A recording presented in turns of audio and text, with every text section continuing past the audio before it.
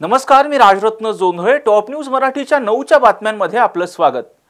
24 तास नाही तर फक्त एका तासात आपण देशभरातील दिवसभराच्या महत्त्वाच्या राजकीय, सामाजिक, क्राईम आणि मनोरंजनासह इतर घडामोडींचा वेगवान आढावा घेणार आहोत. लोकसभा निवडणुकीला जेमतेम काही दिवस शिल्लक असतानाच पुणे लोकसभेतील मतदारांच्या नेमक्या काय भावना आहेत याचा आढावा घेतलाय टॉप न्यूज मराठीनं. यासह पाहूयात दिवसभरातील महत्त्वाच्या घडामोडी.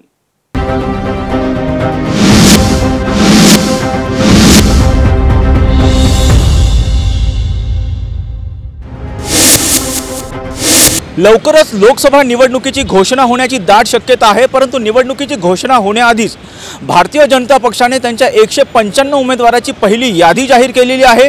तर काँग्रेस पक्षाने सुद्धा त्यांच्या 39 उमेदवारांची पहिली यादी जाहीर केलेली आहे. सध्या संपूर्ण महाराष्ट्रात चर्चा होते ती पुणे लोकसभा मतदारसंघाची.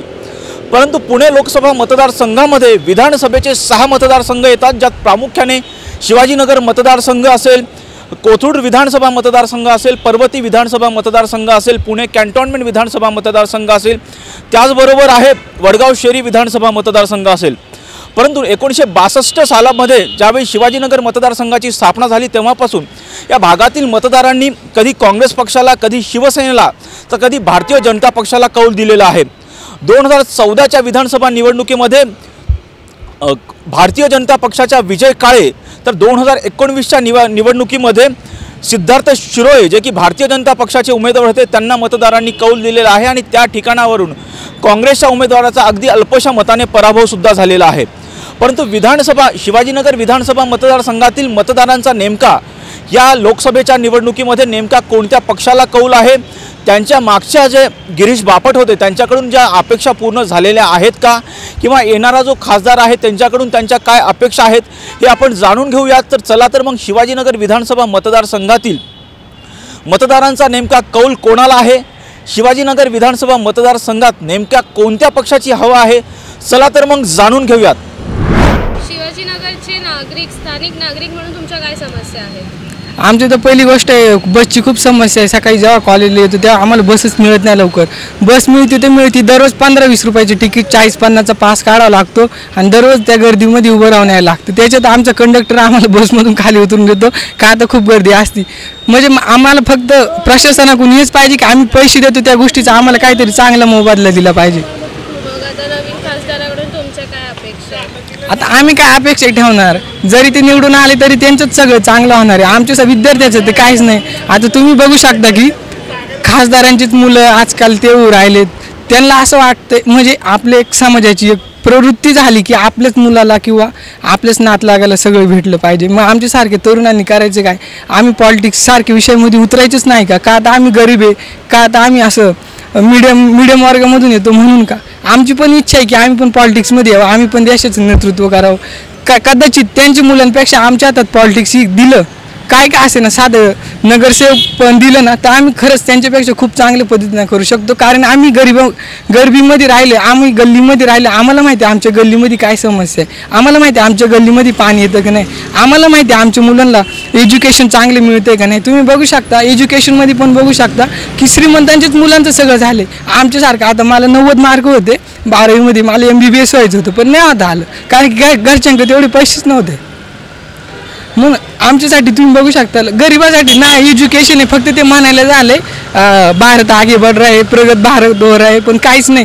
साक्षात तुम्ही गरीब असं गल्लीबावात जाऊन बघितलं ना, विद्यार्थ्यापाशी तर काहीच नाही. विद्यार्थी फक्त आमचे तरुण फक्त म्हणते की भारत हा तरुणांचा देश आहे, पण तरुणांना बघितलं पाहिजे. आता आपण म्हणतोय की सगळं भारत बिझनेसच्या दृष्टीनं पुढं चाललंय, पण अहो गरीब कुठे त्यात तुम्ही बघता. सगळे जे आता अंबानी म्हणत असेल त्यांचेच सगळेच धंदे चाललेत. आता सगळ्यात महत्त्वाचं कॉन्ट्रॅक्ट पद्धती झाली.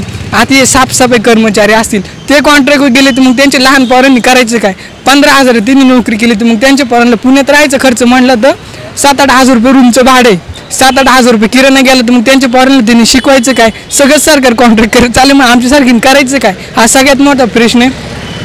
खरं तर सरकारने ना कॉन्ट्रॅक्ट पद्धती बंद केली पाहिजे, कारण की सरकारचा कॉन्ट्रॅक्ट पद्धतीचा उद्देश काय आहे की खाजगीकरण करायचं आणि भांडवलशाहीतून जास्तीत जास्त उत्पन्न राज्य सरकारला GST असेल किंवा CGST असेल सेंट्रल गव्हर्नमेंटचं ते जास्तीत जास्त मिळवायचं. पण हे अगदी चुकीचं आहे. आपलं हे लोकशाही आहे, आपल्या देशाची लोकशाही म्हणजे की लोकांसाठीच राज्य, म्हणजे इथं आपली भारतातली लोक पुढे गेली पाहिजे. पण हे खूप चुकीचं आहे. इथं लोक पुढे नाही जायचं, शासनच पुढे चाललंय, शासनाचे त्यांचेच खिशे भरायला चालले. तुम्ही आता बघू शकता की रोडचं समृद्धीसारखे रोड आले, एवढं कोटी 10,000 कोटी अनुदान आलं, 15,000 कोटी अनुदान आलं, पण खरंच तेवढं अनुदान त्या कार्यासाठी तेवढं वापरलं जातं का नाही. तुम्ही बघू शकता असले झोल होतात ना खतरनाक सगळे पैसा फक्त श्रीमंतापाशी चाललाय, गरिबापाशी पैसा येऊच नाही राहिला. आणि ही सगळ्या आपल्या देशाची गरिबी सगळ्यात मोठी समस्या आहे, कारण की अमेरिकेसारखे देश बघू शकतात ना, त्या देशांमध्ये गरिबी नावाचा प्रकारच नाही, कारण की त्यांना जरी तिथं भांडवलशाही असली तरी तिथलं सरकार त्यांना बिझनेस सारख्या क्षेत्रामध्ये ना खूप अशा सवलती देतं की कर्ज देतं, तुम्ही नवीन स्टार्टअप करा त्याच्यासाठी तुम्हाला पैसे देतं. पण भारतात तसं नाही. साधे कर्ज काढायला, मी शेतकरी मॅडम, कर्ज काढायला जरी गेलो ना ते आम्हाला विचारतं तुमचं एवढं आहे का, तुम्ही मग 50,000 देणार का, आता आम्ही शेतकरी तुम्ही भरू नाही शकणार. आणि एखादं मोठा पैसा आला गेलं ना त्याला 100 कोटी कर्ज देतात. मग गरिबानं करायचं काय. मग तुम्हाला वाटतं की शिवाजीनगरमध्ये जो खासदार निवडून येईल मतदारसंघातून तो तुमचे काही अपेक्षा पूर्ण करू शकतो असं तुम्हाला वाटतं का? हे म्हणजे आता माहीत नाही, कारण की जो बोलतो तो कधीच करत नाही, आणि ज्याला करायचं असतं ना तो करूनच दाखवतो. जसे आपण वसंतदादा मोरे म्हणून आहे, त्यांनी इथं अप्पर डेपोमध्ये ना जे असे म्हणजे गाळे होते बस स्टॉपच्या मागे ते ना पाडली होती तिथल्या कुणीतरी, माहीत नाही मला, पण त्या वसंतदादा मोरेंनी त्या गरिबांची फक्त एका लेटरवरती त्यांच्यासाठी ते गाळे पुन्हा बांधून दिले होते, म्हणजे त्यांची केली होती. म्हणजे मनसेचे ते कार्यकर्ते खरंच त्यांच्यासारखं कुणी नेतृत्व आलं तर नक्कीच आपल्या देशात काय होतं. काय वाटतं की शिवाजीनगर मतदारसंघातून कोण निवडून येऊ शकतो, कोणी यावं? म्हणजे मी कोणत्या पक्षाकडून नाही, पण अशा माणसाने येऊ त्याला खरंच गरिबाची किंमत आहे आणि त्याला खरंच गरिबासाठी काहीतरी करण्याची अशाच माणसाने यावं. शिवाजीनगर भागामध्ये मी एक नागरिक आहे, या नागरिकाच्या वतीने मी बोलत आहे. काही कारणास्तव लोक निवडून येतात आणि कामाकडे दुर्लक्ष करतात. नागरिकांचे कामं होत नाहीत, रस्त्याचे खड्डे झालं, पाण्याचा प्रश्न झालं, ड्रेनेजचा प्रश्न झाला, हे अद्याप झालेलंच नाही आहे 5 वर्षात. आणि पुढे नगरसेवक बी असे निवडून येतात, नंतरनं लोकांकडे पाठ फिरून निघून जातात. ते 5-5 वर्ष लोकांचे चेहरे परत फिरून बघतच नाही आहेत. विकास कामं सगळे अर्धवट राहिलेले आहेत. आणि त्याबद्दल मला बोलायचं होतं की असं न होता चांगले लोक निवडून आल्यानंतरनं चांगलं काम व्हायला पाहिजे, तसं काही झालेलं नाही आहे. मी आशावादी करतो की पुढचे लोकसभा किंवा विधानसभा किंवा नगरसेवक पदला ज्या पक्षाने ज्या माणसाला नेतृत्व देणार आहेत ते चांगल्या पद्धतीचं माणूस निवडून पक्षाने द्यावा की त्याच्यावरती विश्वास ठेवून लोकांनी मतदान करतील. आम्ही आमदार आणि खासदारांसाठी अतोनात मेहनत केली, घराघरात फिरून त्यांना वोटिंगसाठी मदत केली. भाजपची निवडून आल्यानंतर आम्ही फोन केले, जबाब काहीच नाही. पाण्याची सोय नाही, रस्ते खराब, खड्डे पडलेले, ढुंकूनचं बघत नाही. फक्त निवडून याच्यामध्ये हात जोडायचे, अजून तुमचं कल्याण करू, असं करू, तोंड बी दाखवत नाही. आणि तो अनिल शिरोळे आमच्यावर शाळेत होता आणि त्याच्या पोरगाला मी चांगलं ओळखतो. आमचे दोस्त असून त्यांनी काय केलं नाही. साधारण एक गरीब माणूस आहे वॉर्डरवाडीत, आमच्या इथं ड्रेनेजला खड्डा पडला होता, त्याला सांगितलं असतं, त्याची कॉर्पोरेशन ओळख होती, त्यांनी लगेच बोलून तासावरच खड्डा बुजवला. आणि यांना 6 महिने सांगून कोणी नाही. ही दुसरी एक बोटे बाई BJPची काही करत नाही. रस्त्याला एवढा त्रास आहे, अडचणी आहेत, काय बघत नाही. फक्त ते निवडून येण्यापुरते गोड बोलतात, आम्हाला मत द्या, निवडून झाल्यानंतर तोंड दाखवत नाही, काळे का गोरे हे माहीत नाही. अशी अवस्था आहे त्यांची. मी तर त्यांची शिवाय घालतो, आम्ही काय निवडून कशाकडे द्यायची, याच्या हिशोबात दुसरे पक्ष चांगले ना. आमच्या अपेक्षा आहेत, आम्ही निवडून देऊ यांना, पण आमची एकच अपेक्षा आहे की त्यांनी काम केलं पाहिजे. काम करत नाही, ओळखसुद्धा दाखवत नाही. ऑफिसमध्ये गेलो तर जागेवर नसतात, नुसतं ऑफिस थाटून बसले असतात. आता आमच्या अपेक्षा काय असणार. काय कामच करत नाही, काय अपेक्षा? वरचे सगळे लेवलचे करतात, हे काहीच करत नाही. हे आमदार खासदार बघत नाही गल्ली बोळात काय त्रास आहे. साधना या रोडला 5 वर्षात डांबर झालं नाही, खड्डे असेच पडलेले, घाण एवढीच आहे, स्वच्छता होत नाही. तुम्हाला काय वाटतं की कोण निवडून येईल किंवा तुम्ही आमच्या मते आम्ही BJPला निवडून देऊ, त्यांनी आमची कामं करायला पाहिजे. नुसती आश्वासन दिली तर त्यांना निवडून द्यायची आमची इच्छा नाही, स्पष्ट सांगतो. त्यांना निवडून देऊन काय उपयोग होत नाही. फक्त जेव्हा निवडून यायचं तेव्हा गोड बोलतात, हात जोडतात, हात जोडले की संपले. आणि वरिष्ठांकडे जाण्याची आपलं काय जरूरत लागत नाही. यांनीच काम करायला पाहिजे, काहीच काम करत नाही. इतके गोड बोले असतात ना. गुजराती आम्हाला गुजराती ते पब्लिक आमचं, मी घराघरात सांगितलं त्याने भाजपने वोट आपो सारा माणूस छे. आता एकेका घरात जाऊन फिरलो, त्यांच्यासाठी जवळ महिनाभर मेहनत केली. सगळी ओळख बिळख आमची आहे, ज्या गल्लीत आम्ही राहतो. काय नाही, यांना तर तोंडे दाखवलं नाही. अशी लोक आहे, काय सांगायचं. माझा व्यवसाय आहे मेडिकल स्टोअरचा, जंगली महाराज रोडवर. पण माझी मुख्य समस्या ही आहे की सगळ्यात मुख्य समस्या माझी पार्किंगची फार मोठी समस्या आहे इथे. आणि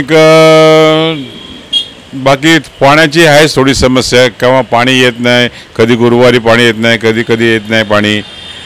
तर त्यामुळे तो प्रॉब्लेम होतो. मुख्य समस्या पार्किंगचीच आहे आम्हाला. मग तुमच्या अपेक्षा काय आहेत नवीन खासदारामध्ये निवडून की रस्त्याच्या कडेला आहे त्यांनी ते पार्किंगला त्यांनी जागा द्यावी, किंवा कारसाठी वेगळी पार्किंग करावी आणि स्कूटरसाठी की वेगळी. फुटपाथवर पण आहे, फुटपाथ पण फार मोठे मोठे झालेले आहेत. तर फुटपाथवर त्यांनी जर 2 व्हीलरची पार्किंग केली कोपऱ्याला कुठेतरी तर तेही चालू शकेल. आणि कारची पार्किंग रस्त्याच्या कडेला सुरू करावी त्यांनी. मग तुम्हाला काय वाटतं की शिवाजीनगर मतदारसंघातून कोण निवडून येईल खासदार? नाही, ते तर मी काय सांगू शकत नाही, कारण काय मला त्यात खरंच इंटरेस्ट नाही त्या राजकारणामध्ये. नमस्कार, मी इथली जंगली महाराज रोडचीच रहिवासी आहे. इथे सगळ्यात महत्त्वाची समस्या सध्या पाण्याची आणि ट्रॅफिक. हे जे 1 वे ट्रॅफिक केलेलं आहे त्याच्यामुळे ज्या भरधाव गाड्या एका बाजूने सिग्नलच्या येतात त्याच्यामुळे इथे दररोज एखादं तरी दुर्घटना घडल्याचा माझा अनुभव आहे. तर त्याच्या संदर्भात थोडं काहीतरी करावं असं वाटतं. आणि दुसरी गोष्ट मला असं सांगायची इच्छा आहे की इथे जे इतकं सुंदर स्मार्ट सिटी केलेली आहे, पुणे स्मार्ट सिटी, त्याचा मेंटेनन्समध्ये थोडासा प्रॉब्लेम आहे. किंवा जरी गव्हर्नमेंटकडनं मेंटेनन्स केला गेला तरी रहिवाशांकडनं किंवा जाणाऱ्या येणाऱ्या लोकांकडनं त्याची निगा तेवढी राखली जात नाही. किंवा इथे जवळपास भरपूर कॉलेजेस आहेत, ती जी मुलं आहेत कॉलेजची ती इथे बसून त्याचा उपभोग घेतात, पण तेवढा तो वापर योग्यप्रमाणे केला जात नाही. तर मला असं वाटतं की याच्यावर काहीतरी ॲक्शन घेतली पाहिजे. तुम्हाला काय वाटतं की शिवाजीनगर मतदारसंघातून कोण निवडून येईल? मतदारसंघातून निवडून कोणी आलं तरी चालेल, सगळे काम चांगलंच करतात, तो काही प्रश्नच नाही आहे. तुमच्या काय अपेक्षा आहेत त्यांच्याकडून? हां, ह्याच 2-3 गोष्टी आहेत की पाण्याची मुख्य इथे फार प्रश्न आहे. त्याच्यानंतर ट्रॅफिक जे मी म्हटलं मगाशी त्याप्रमाणे. आणि माझी फार मनापासून इच्छा आहे की इतकं सुंदर केलेलं आहे हे पुणे सिटी, स्मार्ट सिटी, तर त्याच्यावर नक्की काहीतरी ॲक्शन घ्यावी, एवढंच. हां, मी पुण्याचा रहिवासी आहे. आणि आमच्या पुण्यामध्ये ना कसे रस्ते बारीक झालेत आणि फुटपाथी लई वाढली, त्याच्यामुळं नागरिकांना लई त्रास होतो काय, आणि वाहतुकीलाही लई त्रास होतो. मी रिक्षा चालक आहे, पण कसं आहे की रस्त्यामध्ये खड्डे पण भरपूर आहेत, पण याची सुधारणा होत नाही. पण याच्यासाठी आहे ना काहीतरी सहकार्य करावं, तीच माझी मान्यता आहे. मग तुम्हाला काय वाटतं की कोण निवडून येईल? नाही, शिवाजीनगरमध्ये पहिले कसं आता आमचे तो होते तिथं, आता सध्या तर नाही. पण माझं एक मत आहे, कसं तुम्ही फक्त रस्ते सुधारा आणि रस्ते मोठे करा, त्याला महत्त्व आहे. काय रस्ते चांगले असतील आणि पब्लिकला त्रास होणार नाही, प्लस नागरिकाला चालायलाही त्रास होणार नाही, तसं तुम्ही काहीतरी सहकार्य करा, एवढंच माझं मत आहे. शिवाजीनगरमध्ये स्थानिक नागरिक म्हणून तुमच्या काय काय समस्या आहेत? समस्या भरपूर आहेत, पण काही कोणी येतच नाही. कुठला नगरसेवक येत नाही, कुठला आमदार येत नाही, का खासदार येत नाही, का काय नाही. आता खासदार कोणी आम्हाला तेच माहीत नाही, फक्त नावाने माहिती. आम्हाला कधी प्रत्यक्षात भेटलेच नाही आहेत. तुमच्या मुख्य समस्या काय आहे की जे निवडून येतील की त्यांच्याकडून ते दूर करतील ते समस्या? आता काय कुठल्या पक्ष झालं तर त्याचं, आमच्या इकडचं पहिले ते बाळासाहेब बोडके होते, ते चांगलं काम करत होते, यावेळेस आले नाही. अगोदरचे ते खासदार होते, ते यायचे गल्ली बोळात फिरायचे. तर हे खासदार भाजपचे येऊन गेल्यापासून अजिबात फिरकलेच नाही. आम्ही त्यांना ओळखतच नाही, फक्त नावाने ओळखतोय. तुमच्या मुख्य अपेक्षा काय आहेत त्यांच्यावर? आता काय त्यांनी आम्हाला सगळं करून द्यावं एवढंच आमच्या अपेक्षा आहेत. का चांगलं काम करून द्यावं निवडून आले की. आता काय करतात ते निवडून जरी दिलं तरी ते येतच नाहीत ना. आता तर एवढं 10 वर्षात मोदीचं सरकार आल्यापासून आमच्याकडे नगरसेवक बी फिरकला नाही. सिद्धार्थ शिरोळे पण नाही, खासदार पण नाही आणि आमदार पण नाही, कोणीच फिरकलं नाही आमच्याकडं. मग आता तुमचं काय मत आहे की शिवाजी नाही, हे परिवर्तन झालं पाहिजे, नवीन आलं पाहिजे. नवीन कोण आता उभे राहतात त्याच्यावर अवलंबून आहे कोण येतं ते. पण भाजपचं नाही झालं पाहिजे, भाजपला द्यायलाच नाही पाहिजे. दुसरं कुठलं उद्या हां माझं केलंच नाही, नाहीच केलं. आमच्या भागात तर नाहीच केलेलं काय काम. शिवाजीनगरचे स्थानिक तुम्ही नागरिक म्हणून तुमच्या काय समस्या आहेत? आमच्या समस्या आहे ट्रॅफिक, मारणाचे ट्रॅफिक, रस्त्यात खड्डे. काय त्या मोठ्या समस्या. इथं सुद्धा स्वतः खड्डे आहेत. इथं खड्डे कुणी बुजवित नाही, फक्त तेवढं आश्वासन देतं पण कुणी पुरव करीत नाहीत. मग तुमच्या अपेक्षा काय आहेत नवीन खासदाराकडून? नवीन खासदारकडून अपेक्षा काय ठेवायच्या? खासदारच आमच्या जेव्हा निवडून येतात, आम्ही त्यांच्या जेव्हा नाही निवडून येत. का तर 65% आम्ही जनता कष्ट करतो आणि त्याच्यावर हे सगळे सरकारी नोकर, हे नगरसेवक, मंत्रिमंडळ हे सगळं आमच्या जेव्हा जगतं 65% जनताच्या जेव्हा. मग तुमच्या काही अपेक्षा नाही आहेत का? तेच आमच्याकडे येतात मागायला 5 वर्षातून एकदा. हे आम्हाला काय देणार आहेत? आमच्या घेतात 1 रुपया आणि आम्हाला लालच लावतात फक्त 10 पैशाची. मग तुमच्या समस्या दूर नाही करत असं तुम्हाला म्हणायचं? हा, समस्या कुणीच दूर करू शकत नाही. आत्ताचे तरी करू शकतो, पहिले जे राजे महाराजे होते ते करू शकत होते. आता फक्त 3ऱ्या 4थ्या पिढीला फक्त ह्यांचंच आमचंच खुर्ची सरकार पाहिजे आणि आमचंच सगळं पाहिजे. आमचा बाप आला पाहिजे, आमचा मुलगा आला पाहिजे, आमचा नातू आला पाहिजे. पण असं म्हणत नाही आता मी 5 वर्ष भोगवले, ह्या दुसऱ्याला 5 वर्ष द्या, असं नको आहे. आमची बायको उभा राहिले पाहिजे, आमची नातू उभा राहिले पाहिजे, आमची सून उभा राहिली पाहिजे. हे सगळं आहे. शिवाजीनगरमध्ये स्थानिक नागरिक म्हणून तुमच्या काय काय समस्या आहेत? समस्या म्हणजे असं पहिलं की रोड लहान आहे तिथले आणि ट्रॅफिकचा म्हणजे जो मेन रोडचा जो स्लोप येतो इकडे तो पूर्णपणे म्हणजे वळून जायला लागतं. आणि जे आता इथं हॉटेलिंग वगैरे चालू झालं आहे त्यामुळं स्थानिक लोकांना त्याचा त्रास होतो भरपूर ट्रॅफिकचा.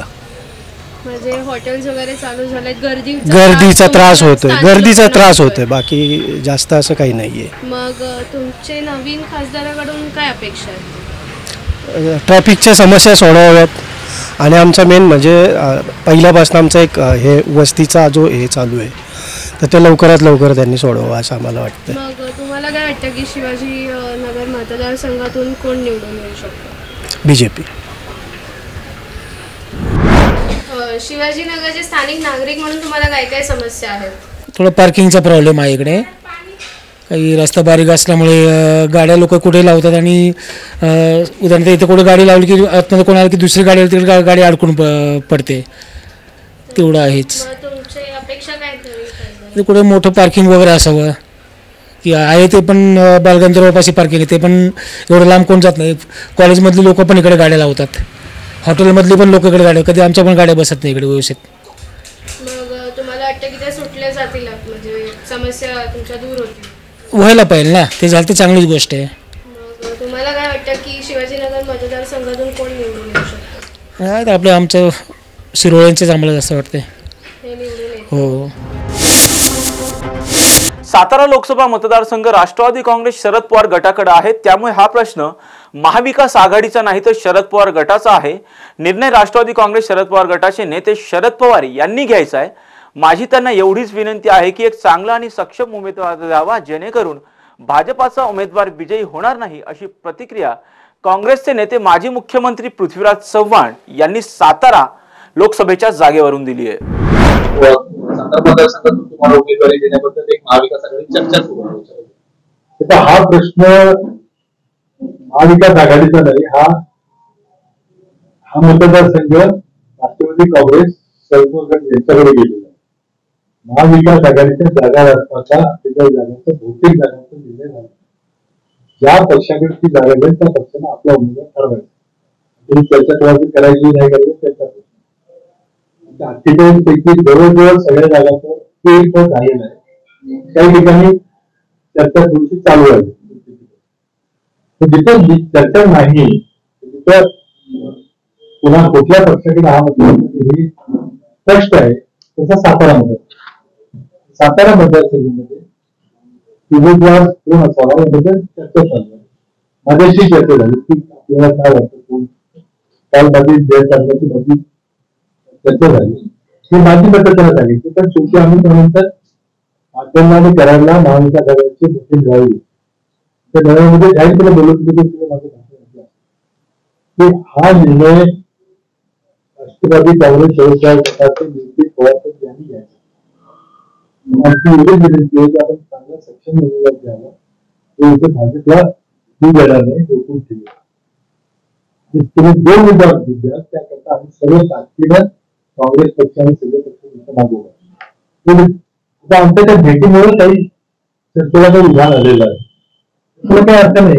त्यामुळे जे काही आकड्याबद्दल विचारत होते ते तुम्ही जनता बाबासाहेब तुमचा विचार आहे का शरद पवारांनी जर तुम्हाला स्टॉप दिली प्रश्न आहे. विषय इतरचा निर्णय घ्यायचा. समजा काही हितामध्ये झाले की आपल्याला काही इतर पर्याय सापडत नाही. तुम्ही काँग्रेसने नोंदवलं असेल तर काही प्रस्तावाला आलेला नाही त्यावेळेला विचार करता येईल.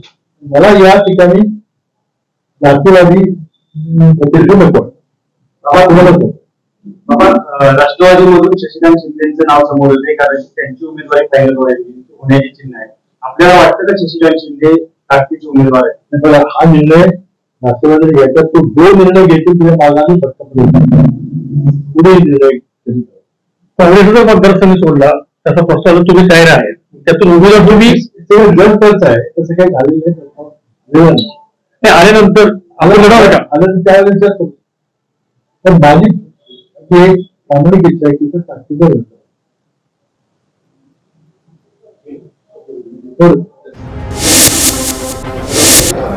आज विविध गुन्ह्यांमधून हस्तगत केला गेलेला जो मुद्देमाल होता तो पुनःप्रदान करण्यात आलेला आहे. त्यांच्या मालकांकडे सुपूर्त करण्यात आलाय. माझ्याबरोबर एक आजी आहे. आजी तुमचं नाव काय? मंदाकिनी काळूराम फुगे. आणि कधी घडला होता हा प्रकार? काय चोरीला गेलं होतं? ही बांगडी पाटली 3 महिने झालं. कुठून चोरीला गेली होती? त्या बसमध्ये बसून शहानूरवाड्याचं मागं बस स्टॉप आहे ना तिथं बसले बसमध्ये आणि त्यांनी बसमध्ये चढल्यावर लगेच कातरली. आता परत मिळाले. आता कसं वाटतंय? आनंद झालाय. आनंद झाला ना. 3 महिन्यात हे सगळं परत मिळालं. जेवढं गेलं होतं ते सगळं मिळालं का परत तुम्हाला? हा एवढंच गेलं माझं. एवढंच गेलं. माझ्याबरोबर अजून एक ताई आहेत. ताई काय सांगाल तुमचं नाव काय आणि कशा प्रकारे चोरी झाली? माझं नाव वैशाली गणेश मल्ला. माझ्या बहिणीच्या घरकामाला जी बाई होती ना तिने 40 ते 45 तोळे सोनं चोरीला घेऊन गेली. तिने नंतर कबूल झाली. जेव्हा पोलीस कंप्लेंट केली ना कबूल झाली. व्हिडिओ वगैरे सगळे आहेत. मग त्याच्यानंतर जे साहेबांना जे दाखवलं तिने त्यातून थोडंसं कव्हर झालेलं आहे. आता किती तोळं कव्हर झाले मला नाही माहिती पण खूप खूप त्यांचं अभिनंदन. किती लाखांचा मुद्देमाल सगळा गेला होता? 35-40 लाखाच्या पुढे. आणि आता जेवढा सापडलाय तुम्ही आता समाधानी आहात का? या सगळ्या समाधानी आहे मी. मला वाटतं बहुतेक 4 ते 5 लाखापर्यंतच कव्हर झाले असं मला वाटते. पण किती दिवस गेले ह्या सगळ्याला? कंप्लेंट कधी केली होती तुम्ही? आम्ही डिसेंबरमध्ये केली होती. एक 5 ते 6 महिन्याच्या आतमध्ये त्यांनी कव्हर करून दिली. म्हणजे पूर्ण जरी नाही मिळालं तरी पुरावा होता ना हे सगळं म्हणून हे लगेच मिळालं. आता भावना कशा आहे? खूप छान आहे. खूप छान वाटतं. पोलिसांना काय सांगाल? मी त्यांचं अभिनंदन केलं ना पहिलंच. खूप खूप अभिनंदन. व्यक्ती जे आहेत ज्यांना आता परत त्यांचा जो मुद्देमाल आहे तो परत मिळतोय त्यांच्या भावना आपण जाणून घेतोय. माझ्याबरोबर आणखीन एक आजी आहेत. आजी काय गेलं होतं तुमचं चोरीला? पाटली गेली होती. किती तोळ्यांचं होतं? 2.5 तोळ्याची 24 ग्रॅम. हां. कुठल्या पोलीस स्टेशनला कंप्लेंट दिली? आम्ही शिवाजीनगरला महानगरपालिकेच्या तिथे गेलो होतो. बसमध्ये चढताना त्यांनी एक हात वर एक हात खाली असं तर गर्दीत कापली होती. तर ती आत्ता मिळाली मला. आता भावना कशा आहेत म्हणजे? हो, मला म्हणजे पुणे पोलिसांबद्दल आदरच आहे, कारण एवढं माझं सोनं गेलेलं मिळालं ना, त्यांना धन्यवाद मानते. आनंद वाटला, कारण माझ्या लग्नातली बाटली होती ना, माझी आठवणी होत्या. हो, आठवणी होत्या. म्हणजे आता माझ्या लग्नाला 55 वर्ष झाली आणि ती गेलेली आता मला परत मिळाली, त्याच्यामुळे पुणे पोलिसांना धन्यवाद. नक्कीच आपण पाहतोय की इथे अनेक नागरिक आलेले आहेत ज्यांचा जो चोरीचा मुद्देमाल होता तो त्यांना पुरा परत देण्यात आलेला आहे.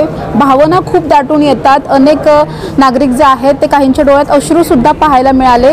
खूप कष्टाने कमवलेला पैसा असतो, त्यातून केलेले हे दागिने असतात आणि ते चोरीला गेल्यानंतर कुठेतरी खूप दुःख होत असतं आणि हेच दुःख कमी करण्याचा प्रयत्न किंवा त्यांना कुठेतरी न्याय देण्याचा प्रयत्न पुणे पोलिसांकडून करण्यात येतो आणि त्यामुळेच आज मोठ्या प्रमाणामध्ये तब्बल 2 ते 2.5 कोटींचा जो मुद्देमाल आहे तो आता या नागरिकांना पुन्हा एकदा सुपूर्द करण्यात आलाय. पुणे शहरावर पाणी टंचाईचं संकट ओढावलेलं असून शहरातील अनेक भागांमध्ये 3 ते 4 दिवसांनी पाणी येतंय. मात्र यापेक्षाही भीषण पाण्याची समस्या जेजुरीत निर्माण झाली आहे. 10 ते 15 दिवसाच्या अंतरानं जेजुरीकरांना पाणी मिळत असल्यामुळे या संतप्त नागरिकांनी आता निवडणुकीच्या मतदानावर बहिष्कार टाकण्याचा निर्णय घेतलाय. याबाबत जेजुरीकर ग्रामस्थांनी नगर परिषदेतील मुख्याधिकाऱ्यांना निवेदन देखील दिले.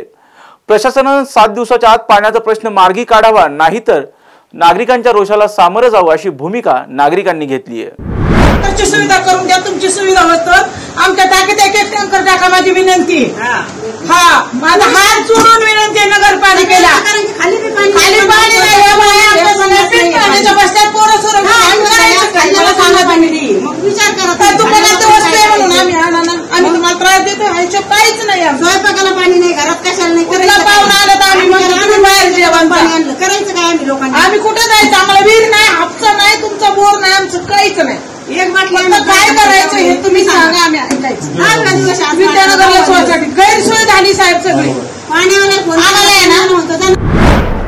महाराष्ट्राचं कुलदैवत असणाऱ्या खंडेरायाच्या जेजुरीच्या आम्ही सर्व नागरिक आहोत. 10-10, 15-15 दिवस जेजुरीकरांना प्यायला पाणी मिळत नाही, एवढी भीषण अवस्था जेजुरीमध्ये सध्या पाहायला मिळते. आज असंख्य जेजुरीकरांनी एकत्र येऊन आज नगर परिषदेमध्ये आलो होतो, या ठिकाणी चर्चा केलेली. जर येत्या 8 दिवसामध्ये जर जेजुरीकरांना पुरेसं पाणी मिळालं नाही, पाणी पुरवठा सुरळीत झाला नाही, तर सर्व जेजुरीकर येणाऱ्या लोकसभा निवडणुकीमध्ये, बारामती लोकसभा मतदारसंघामध्ये आम्ही आहोत, येणाऱ्या लोकसभा निवडणुकीमध्ये मतदान न करता मतदानावरती बहिष्कार टाकण्याचा निर्णय आम्ही जेजुरीकरतील नागरिकांनी घेतलेला आहे. प्रशासनानं काही उपाययोजना करून पाणी पुरवठा सुरळीत करावा. भीषण परिस्थिती जेजुरीमध्ये आणि या जेजुरीकरांच्या मागणीची प्रशासनानं दखल घ्यावी अशी आमची सगळ्यांची विनंती. यंदाच्या लोकसभा निवडणुकीमध्ये बारामती मतदारसंघाकडे फक्त आपल्या राज्याचंच नव्हे तर पूर्ण देशाचं लक्ष लागलंय. ज्येष्ठ नेते शरद पवार यांची मुलगी सुप्रिया सुळे आणि उपमुख्यमंत्री अजित पवार यांच्या पत्नी सुनेत्रा पवार यांच्यामध्ये हा सामना रंगणार आहे. नणंद विरुद्ध भावजाईमधील लढतीमध्ये कोण बाजी मारणार हे पाहणं अतिशय रंजक ठरणार आहे. तसंच सुप्रिया सुळे यांच्या विरोधात उभ्या राहणाऱ्या सुनेत्रा पवार आहेत तरी कोण आणि त्यांच्याबद्दलची पूर्ण माहिती जाणून घेऊयात. सुनेत्रा पवार या Baramati hitech textile park environmental forum of India बारामतीच्या अध्यक्ष आहेत. त्यासोबतच पुणे जिल्हा शिक्षण मंडळाच्या सदस्य, सावित्रीबाई फुले पुणे विद्यापीठामध्ये व्यवस्थापन समितीच्या माजी सदस्य, कृषी उद्योग मूल शिक्षण संस्था कहाटी बारामती क्लबच्याही विश्वस्त आहेत. सुनेत्रा पवार यांना उल्लेखनीय कार्याबद्दल चिंचवड देवस्थानतर्फे श्रीमत महासाधू श्री मोरिया गोसावी जीवन गौरव पुरस्कार 2021, सावित्रीबाई फुले पुणे विद्यापीठाच्या वतीने जीवन गौरव पुरस्कार 2023 आणि ग्रीन वॉरियर पुरस्कार पुणे असा देण्यात आलाय. तसंच लोकमत तर्फे आउटस्टँडिंग वुमन अवॉर्ड आणि लोकमत आयकॉन पुरस्कार पुणे, तर ग्रामीण भागात जागरूकता निर्माण केल्याबद्दल ET जेन नेक्स्ट आयकॉन पुरस्कार आणि राजमाता जिजाऊ पुरस्कार 2024 असे पुरस्कार मिळालेत. सुनेत्रा पवार यांचा आरोग्य क्षेत्रामध्येही योगदान असून यामध्ये मोफत मोतीबिंदू शस्त्रक्रिया शिबिर, कर्करोग जनजागृती तसेच मासिका जागर अभियान, महिलांसाठी आरोग्यविषयी शिबिरांचे आयोजन त्यांनी केलं होतं. शिक्षण क्षेत्रामधील विद्या प्रतिष्ठान तसेच सावित्रीबाई फुले पुणे विद्यापीठाच्या माध्यमातून शिक्षणाच्या क्षेत्रात काम केले. विज्ञान प्रदर्शन आणि जत्र्यांच्या माध्यमातून मुलांच्या जिज्ञासू वृत्तीला प्रोत्साहन दिले. सामाजिक क्षेत्रामध्ये गेल्या 23 वर्षांपासून समाजाच्या विविध क्षेत्रात सातत्याने ते कार्यरत आहेत. काटेवाडी गावात त्यांचा सन पासून सामाजिक कार्य सुरू आहे. समाजाच्या सर्वांगीण प्रगतीसाठी सुनेत्रा पवारांनी सातत्याने काम केलं. जागा वाटपाच्या मुद्द्यावरून सध्या अनेक नेत्यांचे रुसवे फुगवे समोर येत आहेत. एखादी जागा दुसऱ्या पक्षाला दिल्यामुळे त्या पक्षाच्या नेत्यांवर आणि उमेदवारांवर नेते मंडळी नाराज असल्याची परिस्थिती दिसून येते. मात्र एकाच पक्षातील दोन नेते एकमेकांवर प्रचंड नाराज असल्याच्या घटना कधीतरीच घडतात. अशीच घटना अनेक दिवसांपासून शिवसेना उद्धव बाळासाहेब ठाकरे पक्षात घडत होती. विधान परिषदेचे विरोधी पक्षनेते अंबादास दानवे आणि माजी खासदार चंद्रकांत खैरे यांच्यात रंगलेल्या कोल्ड वॉरला ब्रेक लागल्याची चर्चा सुरू आहे. कारण नुकतीच या दोन नेत्यांची भेट झाली आणि या दोघांनी एकमेकांना पेढा देखील भरवला. या दोघांचा संघर्ष नेमका काय आहे आणि कधीपासून होता, जाणून घेऊया टॉप न्यूज मराठीच्या या खास रिपोर्टमधून. छत्रपती संभाजीनगर लोकसभा मतदारसंघ हा ठाकरे गटाच्या पारड्यात पडल्यामुळे या जागेसाठी अंबादास दानवे आणि चंद्रकांत खैरे हे दोन्ही नेते इच्छुक होते. पण खैरे यांना या जागेवरून उमेदवारी जाहीर झाली त्यानंतर नाराज झालेले अंबादास दानवे हे भाजपाच्या वाटेवर असल्याचं बोललं जात होतं. मात्र त्या चर्चांना स्वतः दानवेंनीच ब्रेक लावलाय आणि दानवेंनी खैरेंच्या निवासस्थानी जाऊन त्यांची भेट घेतली आणि पुढील वाटचालीसाठी शुभेच्छाही दिल्या. त्यामुळे उद्धव ठाकरेंची पक्षांतर्गत वादाची एक मोठी चिंता मिटली आहे. अंबादास दानवे आणि चंद्रकांत खैरे यांचं मनोमिलन झालंय. मात्र या दोघांमध्ये गेल्या एक दशकापासून संघर्ष सुरू होता. त्यामागे नेमकी कारण काय होती जाणून घेऊयात. अंबादास दानवे हे 2014 पासून छत्रपती संभाजीनगर लोकसभेसाठी इच्छुक होते. मात्र याच मतदारसंघातून त्यांच्याच पक्षातील ज्येष्ठ नेते चंद्रकांत खैरे हे उमेदवार म्हणून उभे राहिले असल्यामुळे दानवेंची संधी हुकली. वारंवार खैरेंमुळे आपल्याला डावललं जात असल्याची खदखद त्यांनी व्यक्त केली. तर अंबादास दानवेमुळेच आपल्या मागच्या निवडणुकीत पराभव झाला असा आरोप चंद्रकांत खैरे यांनी केला. तर खैरे अधिकृत उमेदवार असतानाही दानवेंनी त्यांना लोकसभा निवडणुकीत आव्हान देण्याचं जाहीर केलं होतं. तर आपण फक्त पक्षाचं काम करू, खैरेंचा वैयक्तिक प्रचार करणार नाही अशी ठोस भूमिका दानवेंनी घेतली होती. आणि या दोघांमधील वाद इतका टोकाला गेला होता की स्वतः उद्धव ठाकरेंना मध्यस्थी करावी लागली होती. उद्धव ठाकरेंच्या मध्यस्थीनंतर या दोघांमधल्या वादावर पडदा पडला. या भेटीनंतर निवडणुका आणि पद येतात जातात, मात्र पक्षाचा निर्णय हा अंतिम असतो. आम्ही आता एकत्र आहोत आणि येत्या काळात मी खैरेंचा प्रचारही करेन असं वक्तव्य अंबादास दानवेंनी केलं. तर यानंतर अंबादास दानवे यांनीच तुम्हाला मागच्या निवडणुकीमध्ये पाडलं होतं का या प्रश्नावर खैरेंनी मागचं सर्व सोडून द्या, आता आम्ही एकत्र आहोत असं उत्तर दिलं. त्यामुळे या दोघांचा वाद मिटल्यामुळे आता कुठेतरी उद्धव ठाकरे आणि उद्धव ठाकरे गटाला थोडंसं हायसं वाटत असेल. पण या दोघांमधला वाद हा तात्पुरता मिटलाय की या दोघांमध्ये सर्व काही अलबेल झालंय हे खरं तर प्रत्यक्ष प्रचार सुरू झाल्यानंतरच कळेल. अजित पवार यांनी महायुतीत प्रवेश केल्यामुळे लोकसभा निवडणुकीतील जागा वाटपाचा तिढा हा अधिकच गुंतागुंतीचा झालाय. काही जागांवर उमेदवार जाहीर झाले असले तरीही पारंपरिक विरोधक असलेल्यांना यंदाच्या राजकारणात बदललेल्या समीकरणामुळे खांद्याला खांदा लावून एकमेकाचा प्रचार करावा लागणार आहे. या सगळ्यात सर्वाधिक सूर हा उपमुख्यमंत्री अजित पवार यांच्या विरोधात आहे. राज्यातील सर्वात लक्षवेधी असलेल्या बारामती लोकसभा मतदारसंघामध्येही असंच काहीसं नाट्य रंगलेलं पाहायला मिळते. कारण अजित पवारांचे पारंपरिक विरोधक असलेल्या राहुल कुल, कांचन कुल आणि हर्षवर्धन पाटील यांना अजित पवारांच्या उमेदवारांचा इच्छा नसतानाही प्रचार करावा लागणार आहे. बारामतीतून महाविकास आघाडीच्या सुप्रिया सुळे यांचं नाव निश्चित झालं असलं तरी त्यांच्या विरोधात सुनेत्रा पवार यांचं नाव जाहीर करण्याची फक्त औपचारिकता बाकी आहे. या जागेवर मागच्या निवडणुकीमध्ये सुप्रिया सुळे यांच्या विरोधात राहुल कुल यांच्या पत्नी कांचन कुल या उभ्या राहिल्या होत्या. मात्र त्यांना पराभवाचा सामना करावा लागला. त्यामुळेच बारामतीत कुल कुटुंबीय आणि पवार कुटुंबियांचा संघर्ष जुनाच आहे. त्याच राहुल कुल आणि अजित पवार यांच्यात सारं काही अलबेल नाही. मात्र यंदा अजित पवारांच्या पत्नीचा प्रचार कुल यांना करावा लागणार असल्यामुळे त्यांची नाराजी आणखीन वाढणार आहे. त्यामुळेच त्यांनी उपमुख्यमंत्री देवेंद्र फडणवीस यांची देखील भेट घेतली. या भेटीत फडणवीसांनी कुल दाम्पत्याची समजूत घातली आहे. दुसरीकडे काँग्रेसला सोडचिठ्ठी देऊन भाजपात प्रवेश केलेले हर्षवर्धन पाटील हे सुद्धा उपमुख्यमंत्री अजित पवार यांच्यावर नाराज आहेत आणि याच नाराजीची खदखद मनात ठेवून त्यांनी देखील उपमुख्यमंत्री देवेंद्र फडणवीस यांची नुकतीच भेट घेतली. अजित पवारांचे कट्टर समर्थक असलेले दत्ता भरणे यांनी इंदापूर विधानसभा मतदारसंघात हर्षवर्धन पाटील यांचा 2 वेळा पराभव केला आता अजित पवार महायुतीत आल्यामुळे विधानसभेची ही जागा पुन्हा अजित पवार गटाला मिळेल, त्यामुळे हर्षवर्धन पाटील यांचा पत्ता कट होऊ शकतो। हीच खदगत मनात घेऊन हर्षवर्धन पाटलांनी अनेक कार्यकर्त्यांसह फडणवीसांची भेट घेतली। या भेटीत युती धर्म पाळावा व बारामतीची जागा मोठ्या मताधिक्याने निवडून आणण्यासाठी सर्वांनी प्रयत्न करावेत अशी समजूत देवेंद्र फडणवीस यांनी काढली। फडणवीसांची भेट घेतल्यानंतर राहुल कुल म्हणाले की अजित पवारांबरोबर काम करावं लागेल याची नाराजी आहेच, मात्र ही नाराजी तात्पुरती असून पक्षाचा निर्णय हा अंतिम असेल। आम्ही महायुतीच्या उमेदवाराचा प्रचार करू।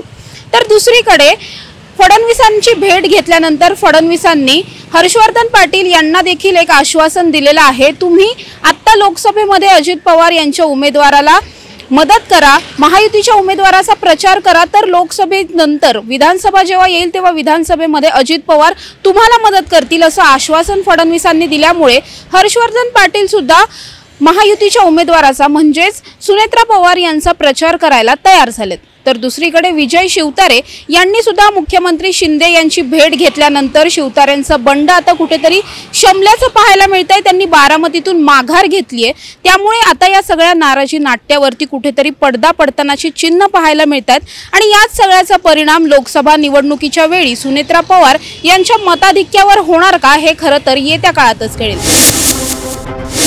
लोकसभा निवडणुकीच्या रणधुमाळीला सुरुवात झाली असून सर्वच राजकीय पक्ष आपल्या जोरदार तयारीला लागलेत। राज्यात महाविकास आघाडी विरुद्ध महायुती असा सामना जवळपास निश्चित आहे। चंद्रपूर लोकसभा मतदारसंघातून भारतीय जनता पक्षाने सुधीर मुनगंटीवार यांना उमेदवारी जाहीर केल्यामुळे चंद्रपूर लोकसभा मतदारसंघ चांगलाच चर्चेत आलाय। पाहूयात याविषयीचा टॉप न्यूज मराठीचा हा स्पेशल रिपोर्ट। चंद्रपूर लोकसभा मतदारसंघ हा 2019च्या लोकसभा निवडणुकीत देखील चर्चेत आला होता, कारण मोदी लाटेतही काँग्रेसकडून भाऊ धानोरकर हे खासदार म्हणून याच मतदारसंघातून निवडून आले। परंतु नुकतंच काही महिन्यांपूर्वी काँग्रेसचे खासदार भाऊ धानोरकर यांचं दुःखद निधन झालं। पतीच्या निधनानंतर प्रतिभा धानोरकर यांना काँग्रेसकडून सहज लोकसभेची उमेदवारी मिळेल असं वाटत असतानाच त्यांना उमेदवारीसाठी शेवटच्या क्षणापर्यंत संघर्ष करावा लागला।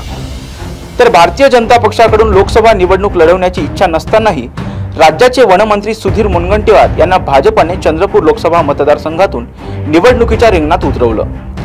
त्यामुळे चंद्रपूर लोकसभा मतदारसंघात सुधीर मुनगंटीवार विरुद्ध प्रतिभा धानोरकर या दोघातच काट्याची टक्कर होणार असल्याचं स्पष्ट आहे। सुधीर मुनगंटीवार यांची प्रतिमा आणि निवडणूक जिंकण्याचा अनुभव, केलेली विकास कामं ही सुधीर मुनगंटीवार यांच्यासाठी जमेची बाजू असणार आहे।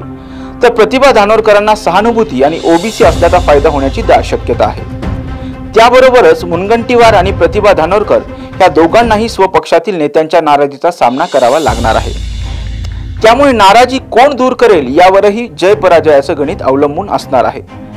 चंद्रपूर लोकसभा मतदारसंघात नेहमीच मतविभाजनाचा फायदा हा भारतीय जनता पक्षाला झाला आहे, परंतु त्यासाठी अपवाद ठरली ती 2019ची लोकसभा निवडणूक, कारण वंचितच्या उमेदवाराचा फटका हा भारतीय जनता पक्षाला बसला होता, कारण भाजपाची हक्काची मतं ही वंचितकडे वळली होती। यावेळी वंचित बहुजन आघाडीने राजेश बेल्ले यांना उमेदवारी दिली आहे।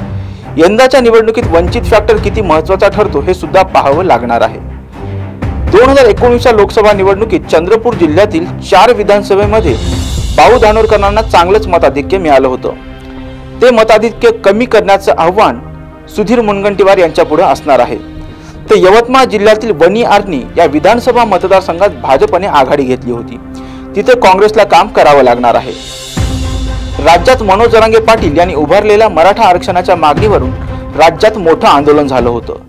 मराठा समाजाने कुणबी प्रमाणपत्र देण्याची मागणी केल्यानंतर इथल्या ओबीसींनी मोठं आंदोलन उभारलं होतं। त्याचा फायदा हा प्रतिभा धानोरकर यांना होऊ शकतो, परंतु तिकीट मिळवण्याच्या संघर्षात आमदार प्रतिभा धानोरकर आणि राज्याचे विरोधी पक्षनेते विजय वडेट्टीवार यांचे संबंध ताणले गेले आहेत। त्याचा फटका प्रतिभा धानोरकर यांना बसण्याची दाट शक्यता आहे। हंसराज अहिर यांनी त्यांच्या पराभवासाठी अनेकदा अप्रत्यक्षपणे सुधीर मुनगंटीवार यांना जबाबदार धरला आहे। हंसराज अहिर हे सुधीर मुनगंटीवार यांच्या प्रचारात फारसे सक्रिय दिसलेले नाहीत। देवेंद्र फडणवीस यांच्या उपस्थितीत झालेल्या सभेचा अपवाद वगळता हंसराज अहिर हे मुनगंटीवार यांच्यासोबत मंचावर दिसलेले नाहीत। चंद्रपूरचे आमदार किशोर जोरगेवारांची भूमिका सुद्धा येथे अत्यंत महत्त्वाची ठरते।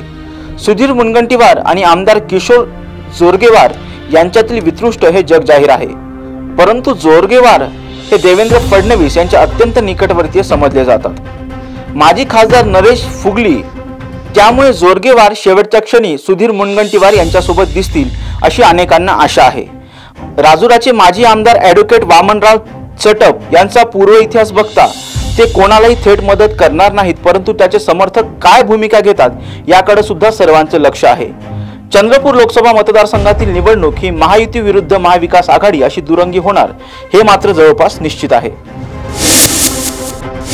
1 एप्रिल पासून नवीन आर्थिक वर्ष सुरू झालंय। या नवीन आर्थिक वर्षात दरवर्षीप्रमाणे काही नवीन नियम लागू करण्यात आले, तर मग या बदलांमध्ये LPG सिलेंडर पासून वाहनांच्या किमतीपर्यंत सगळं बदललंय।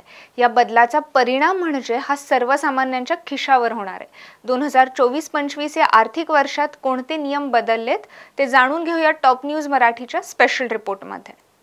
आजपासून LPG सिलेंडर स्वस्त झाले असून याचा फायदा सर्वसामान्यांना नक्कीच होणार आहे। मात्र फास्टॅग, NPS खातं लॉग इन, EPFO खातं, विमा पॉलिसीज, औषधे, पेन्शन टू फॅक्टर, वाहन खरेदी इत्यादी नियमात बदल झाला असून या बदललेल्या नियमाचा फरक सर्वसामान्यांच्या खिशावर नक्कीच दिसून येणार आहे। आजपासून नवीन आर्थिक वर्षातील कोणत्या नियमात काय बदल झालेत पाहूयात ग्राफिक्सच्या माध्यमातून। विम्याशी संबंधित नियमात बदल। आजपासून विमा पॉलिसीत मोठा बदल झाला असून 1 एप्रिल पासून पॉलिसी सेंडरवर सेंडर व्हॅल्यू तुम्ही किती वर्षांपर्यंत पॉलिसी सेंडर कडे पाठवली आहे यावर अवलंबून असेल। विमा नियामक IRDAI ने निर्णय घेतलाय की 1 एप्रिल पासून विमा कंपन्या सर्व विमा पॉलिसी इलेक्ट्रॉनिक स्वरूपात जारी करण्यात येणार आहेत। EPFOचा नवीन नियम। कर्मचारी भविष्य निधी संघटनेने म्हणजेच EPFO फंड बॅलन्ससाठी ऑटोमॅटिक ट्रान्सफर नियम लागू केलाय। कर्मचाऱ्यांना नोकरी बदलल्यास EPFO अकाउंट परस्पर नव्या नोकरीच्या ठिकाणी ट्रान्सफर होणार आहे। SBI कार्ड, SBIचे क्रेडिट कार्ड नियम बदलले असून SBIच्या सर्व क्रेडिट कार्डचे पैसे भरल्यास कार्ड होल्डरला मिळणार रिवॉर्ड पॉइंट। फास्टॅग नियमात बदल। NHAI नुसार 1 एप्रिल 2024 पासून KYC नसेल तर फास्टॅग काम करणार नाही, त्यामुळे तुम्हाला टोल भरता देखील येणार नाही। आजपासून तुमचा फास्टॅग निष्क्रिय होईल। वाहन खरेदी महागली। इलेक्ट्रॉनिक वाहने खरेदी करणे आजपासून महाग होणार आहे। Faster adoption and manufacturing of electric vehicle म्हणजेच FAME 2 अंतर्गत उपलब्ध सबसिडी सरकारने बंद केली आहे।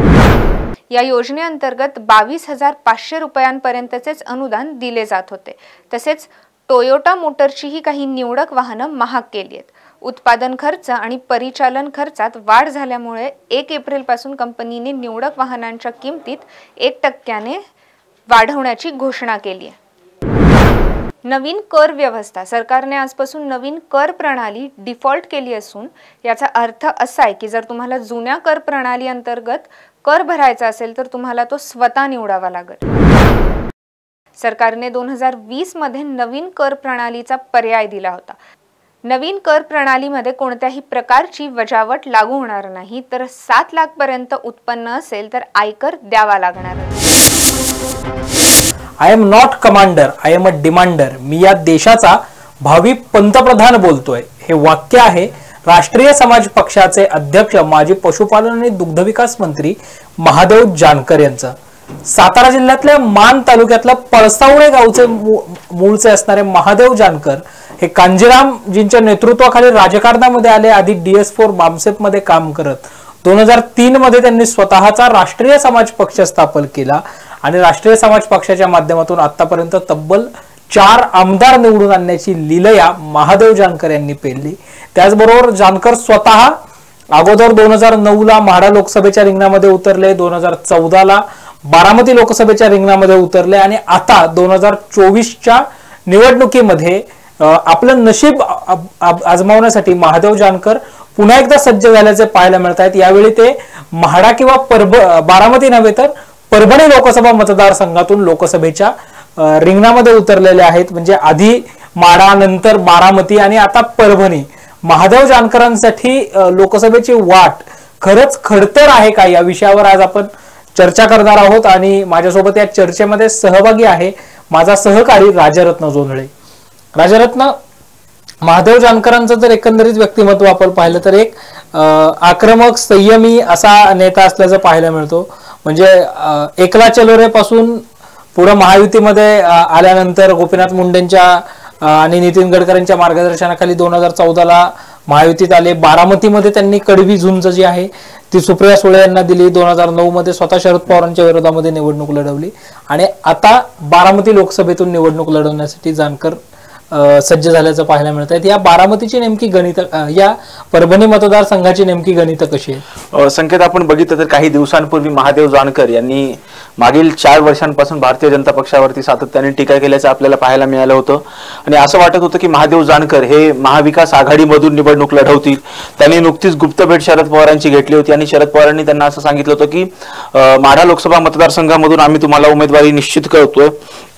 परंतु शरद पवारांनी त्यांनी सांगितलं की ठीक आम्ही महाविकास आघाडीतर्फे मी तुम्हाला पाठिंबा देईल आणि माढ्यातून मी उमेदवार असेल, असं एकंदरीत त्यांचं अंतर्गत बोलणं झालं होतं. परंतु अचानक त्यांनी यू टर्न घेत थेट महायुतीसोबत जात महायुतीबरोबर राहण्याचं पसंत केलं आणि त्यांना जी आहे ती परभणी जिल्ह्यामधून, परभणी लोकसभा मतदारसंघामधून त्यांना उमेदवारी जाहीर करण्यात आलेली आहे. आणि आपण बघितलं परभणीची जर गणितं बघितली संकेत, तर परभणी हा शिवसेनेचा बालेकिल्ला म्हणून ओळखला जातो. कारण त्या ठिकाणून वर्षानुवर्ष जवळपास आपण बघितलं तर 1991 पासून त्या ठिकाणी जे आहे तो शिवसेनेचा खासदार त्या ठिकाणी निवडून जातो. जर 1991 आणि 1998चा अपवाद वगळला तर जवळपास 7 वेळा या ठिकाणी शिवसेना पक्षाचा खासदार हा निवडून गेलेला आहे संसदेमध्ये.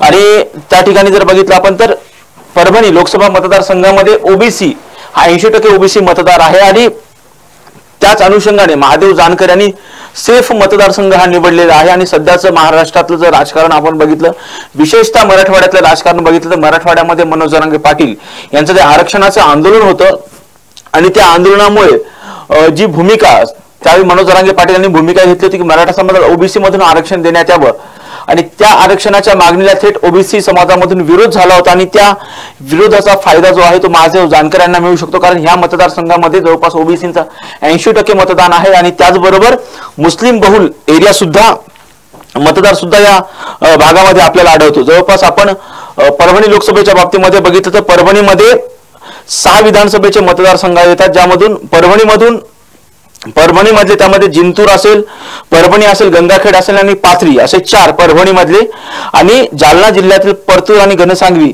असे 2 असे एकंदरीत 6 विधानसभेचे मतदारसंघ हे परभणी लोकसभा मतदारसंघामध्ये येतात. आणि जिंतूर मधून मेघना बोर्डीकर या भाजपाचे आमदार आहेत, तर परभणीमधून ठाकरेंच्या शिवसेनेचे राहुल पाटील हे आमदार म्हणून निवडून आलेले आहेत. त्याचबरोबर गंगाखेड मधून रत्नाकर गुट्टे ते राष्ट्रीय समाज पक्षाचे आमदार आहेत, तर पाथरी येथून सुरेश वरपुडकर हे काँग्रेसचे आमदार आहेत.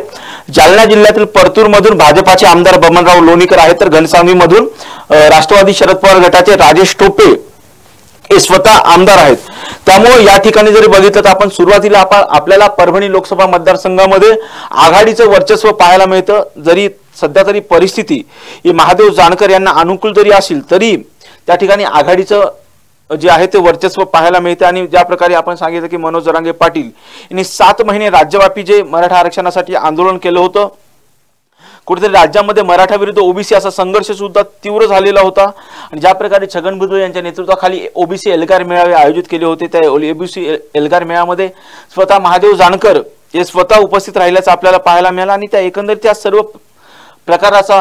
ह्या सर्व प्रकरणामुळे कुठेतरी महादेव जानकर यांच्या मागे ओबीसी समाज हा भक्कमपणे पाठीशी उभा राहू शकतो. आणि यापूर्वीचं जरी आपण गणित बघितलं असेल तर माढ्यामधून शरद पवार यांच्या विरोधामध्ये त्यांनी निवडणूक लढवली होती. त्याचबरोबर 2014 मध्ये सुप्रिया सुळे यांच्या विरोधामध्ये त्यांनी निवडणूक लढवली होती आणि अगदी काठावरती सुप्रिया सुळे एकंदरीत लोकसभा निवडणुकीच्या शब्दांमध्ये सांगायचं झालं तर अगदी 60,000च्या मताधिक्याने सुप्रिया सुळे निवडून आल्या होत्या. त्यामुळं निश्चितपणे परभणी लोकसभेची निवडणूक जी आहे ती रंगतदार होणारच आहे. परंतु ज्यावेळी वंचित बहुजन आघाडीने सुद्धा 2019च्या निवडणुकीमध्ये एमआयएमच्या पाठिंब्याने त्या ठिकाणी उमेदवार दिला होता आणि जवळपास वंचितच्या उमेदवारांनी सुद्धा 1,40,000 मतं घेतली होती.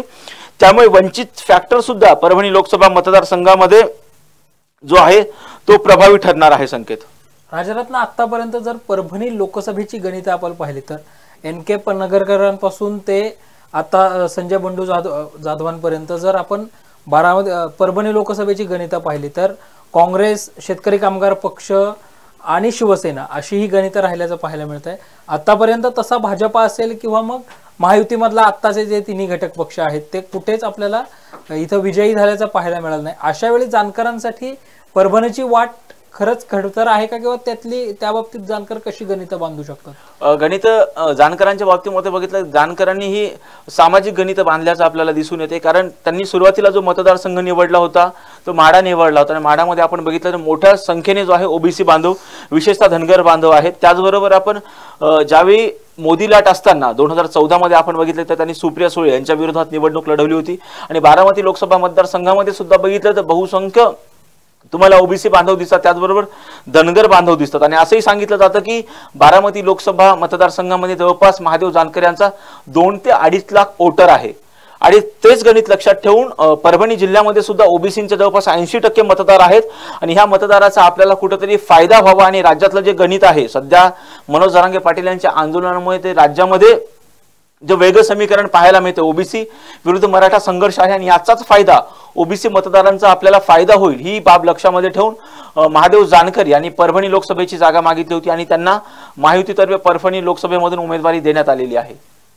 राजरत्न, जर आपण तिथली गणितं पाहिली तर राजेश विटेकर हे जे आमदार आहेत जे आता अजित पवारांसोबत आहेत, तर परभणीसाठी ते स्वतः इच्छुक होते. मात्र महादेव जानकरांची उमेदवारी डिक्लेअर झाल्यानंतर स्वतः जानकरांनी असं सांगितलं की राजेश विटेकरांना माझ्यापेक्षा मोठी खुर्ची जी आहे ती मिळेल. अशा वेळी अंतर्गत जे काही मतभेद आहेत महायुतीमधले असतील किंवा या सगळ्या नेत्यांची मोठ बांधण्यात जानकर कितपत यशस्वी होतील? नक्कीच आपण बघतोय की बारामती लोकसभा मतदारसंघ विशेषतः महाराष्ट्रामध्ये चर्चेत आहे. कारण शरद पवार यांच्या कन्या सुप्रिया सुळे ह्या मतदारसंघामधून जे आहे लोकसभेच्या रिंगणात आहेत. शरद पवार गटाच्या वतीने ते निवडणूक लढवत आहेत. परंतु दुसऱ्या बाजूला राष्ट्रवादी काँग्रेसमध्ये फूट पडली आहे. घड्याळ चिन्ह आणि राष्ट्रवादी काँग्रेस पक्षाचं नाव हे अजित पवार यांच्या सोबत गेलेलं आहे. त्यामुळे अजित पवार यांच्या पत्नी सुनेत्रा पवार ह्या लोकसभेच्या रिंगणात आहेत. त्यामुळे कुठेतरी ननन विरुद्ध भावजय अशी लढत आहे. आणि जर आपण बघितलं तर महादेव जानकर यांना 2014च्या वेळी ते जेमतेम 60,000 मतांनी पराभूत झाले होते आणि कुठेतरी महादेव जानकर यांना जर आपण सेफ मतदारसंघ दिला नाही तर त्यांचा कुठेतरी फटका हा बारामती लोकसभा मतदारसंघामध्ये बसू शकतो. कारण महादेव जानकर यांना मानणारा मोठा वर्ग हा बारामती लोकसभा मतदारसंघात आहे आणि त्यांच्या मतदारांचा आपल्याला कुठेतरी फायदा व्हावा यासाठी कुठेतरी अजित पवार गटाच्या वतीने सुद्धा महादेव जानकर, कारण परभणीच्या बाबतीमध्ये परभणी हा जो लोकसभा मतदारसंघ आहे तो कुठेतरी अजित पवार यांच्या वाट्याला सुटला होता. त्यामुळे त्यांच्यातर्फेच कुठेतरी महादेव जानकर यांना उमेदवारी देण्यात आलेली आहे आणि महादेव जानकर यांचा फायदा आपल्याला बारामती लोकसभा मतदारसंघामध्ये करून घेता येऊ शकतो. ही बाब अजित पवार यांच्या लक्षात आली म्हणून त्यांनी जे आहे परभणीमधून महादेव जानकर यांना उमेदवारी दिलेली आहे. आणि अजित पवार हे त्यांच्या नेत्याची समजूत घालू शकतात आणि त्यांना ही गणितं समजावून सांगू शकतात. त्यामुळे त्यांना कुठेतरी विधान परिषदेवरती घेता येऊ शकतं, कुठं महामंडळावरती घेता येऊ शकतो. अशी सुद्धा त्यांची मनधरणी जी आहे ते अजित पवारांनी केल्याचं एकंदरीत आपण पाहू शकतो. राजरत्न, आज महादेव जानकरांनी परभणी लोकसभेचा आपला जो उमेदवारी अर्ज आहे तो उमेदवारी अर्ज दाखल केला. महायुतीतले सगळे अगदी सदाभाऊ खोतांपासून देवेंद्र फडणवीस, अजित पवार, पंकजा मुंडे, मेघना बोर्डीकर असे अनेक दिग्गज चेहरे व्यासपीठावर पाहायला मिळाले. मात्र मुख्यमंत्री एकनाथ शिंदे आज अनुपस्थित आपल्याला जानकरांच्या या संपूर्ण शक्ती प्रदर्शनावेळी पाहायला मिळालं. याची काय कारणं असू शकतात असं आपण बघितलं की महादेव जानकर फॉर्म भरताना सगळे जवळपास देवेंद्र फडणवीस होते, उपमुख्यमंत्री असणारे अजित पवार सुद्धा होते, त्याचबरोबर सदाभाऊ खोत होते आणि विशेषतः ज्यांना गोपीनाथ मुंडेंनी महादेव जानकर यांना महायुतीमध्ये आणलेलं आहे आणि स्वर्गीय गोपीनाथ मुंडे यांच्या कन्या भाजपा नेत्या पंकजा मुंडे या सुद्धा त्या व्यासपीठावरती होते.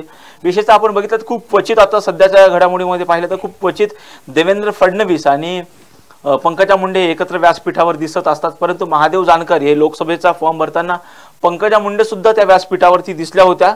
परंतु मुख्यमंत्री एकनाथ शिंदे हे दिसले नव्हते. त्याची सुद्धा चर्चा आहे की मुख्यमंत्री एकनाथ शिंदे का परभणी लोकसभा मतदारसंघाचा महादेव जानकर फॉर्म भरताना अनुपस्थित होते याची सुद्धा चर्चा आहे. कारण विशेषतः आपण बघितलं तर परभणी लोकसभा मतदारसंघ हा शिवसेनेचा बालेकिल्ला आहे आणि संजय जाधव हे सध्या ठाकरे गटामध्ये आहेत. कुठेतरी अशी टीका सुद्धा होऊ शकते की हा शिवसेनेचा बालेकिल्ला असताना सुद्धा एकनाथ शिंदेंनी शिवसेनेचा उमेदवार त्या परभणी लोकसभा मतदारसंघातून का दिला नाही याची टीका होऊ शकते. त्यामुळे कुठेतरी एकनाथ शिंदे हे कुठेतरी अनुपस्थित राहिल्याचं सुद्धा एक राजकीय वर्तुळात चर्चा आहे.